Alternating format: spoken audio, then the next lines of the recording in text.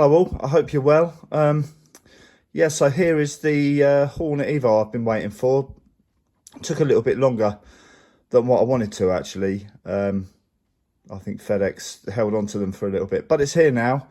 So here's a quick unboxing video of mine, so we can all have a look what's inside it. Please bear with me, I've got man flu, which I've self-medicated yesterday with quite a lot of wine and some port, so I'm perhaps not on top form at the moment, but we'll get through this. So here's the box. Obviously the box art for Tamiya is always a winner, isn't it? And this is no exception. So from a distance it just looks like the ordinary Hornet, but anyone who's watching this probably knows there's a few differences between the Evo version and the original. So straight away on the front, it says it comes with Hobbywing ESC, which is handy. I do believe these, oh yeah, full ball bearings. So it comes with the bearing kit, which is handy. And the rear section is from, I believe, a DTO2.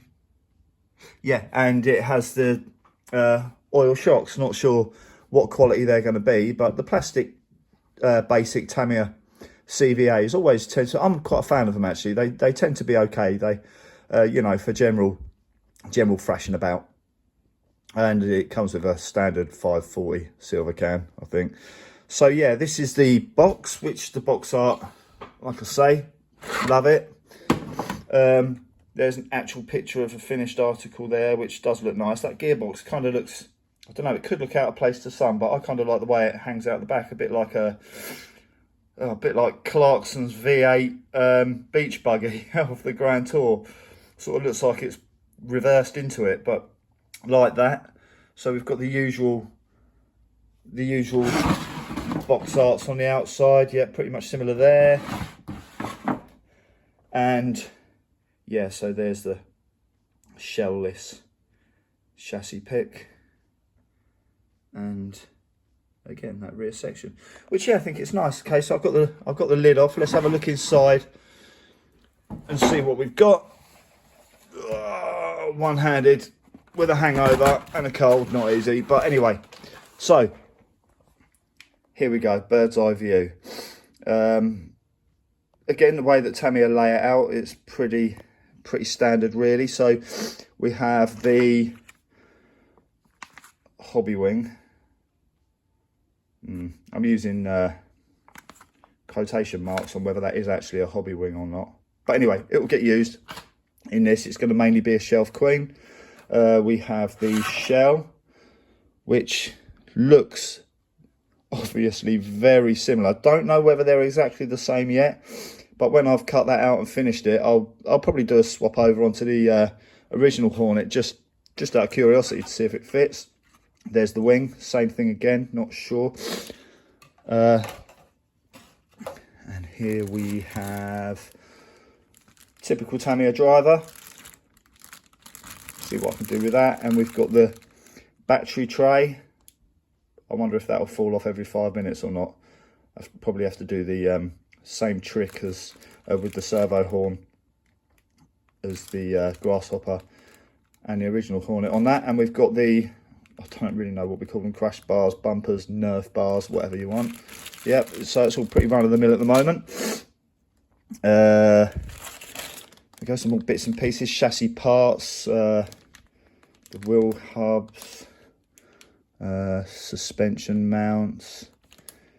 Yep, again, no surprises. We have the chassis, which that looks to be typical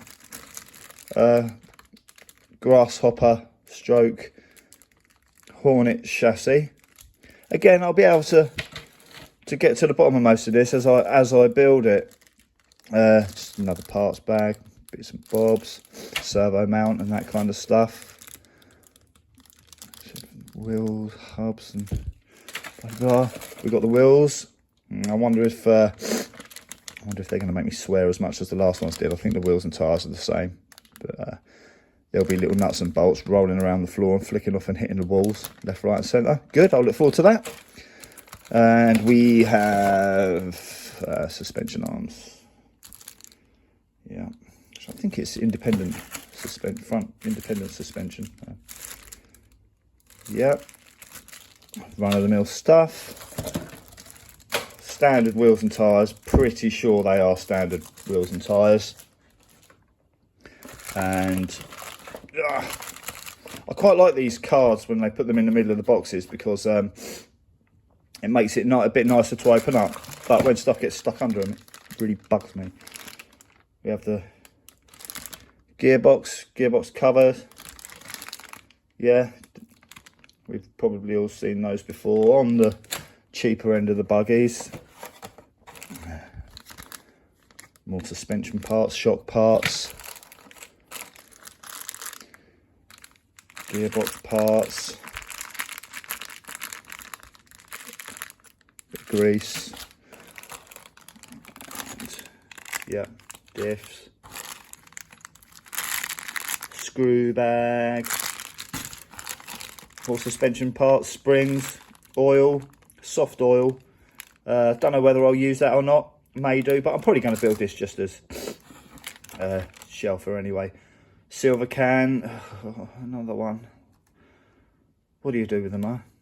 What do you do with them? Actually, put in the comments what you do with your silver cans. Even on a shelfer, I still prefer to have something a little bit more special on, but they work. They're okay.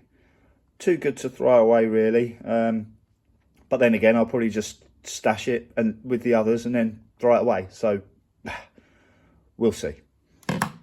I've got this for it anyway. Just a sport tuned. Nothing flashy, just looks a little bit better mounted, that's all. And I have my servo. Obviously I added the servo and the sport tuned motor.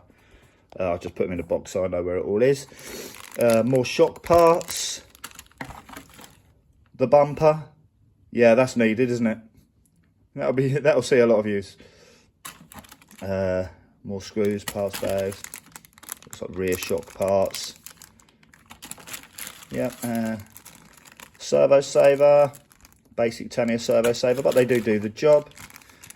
And just, yep, more suspension parts. Packing, blah de blah. Okay, so yeah, that is this. Look at that mess already. I haven't even started building it yet, and it's all over the place. And not forgetting instruction manual. Nice. And let's have a look at these decals. This is an interesting twist on the original decal kit. So very similar, obviously, with the more flaming look to it. I quite like what they've done with that, actually. It's quite smart.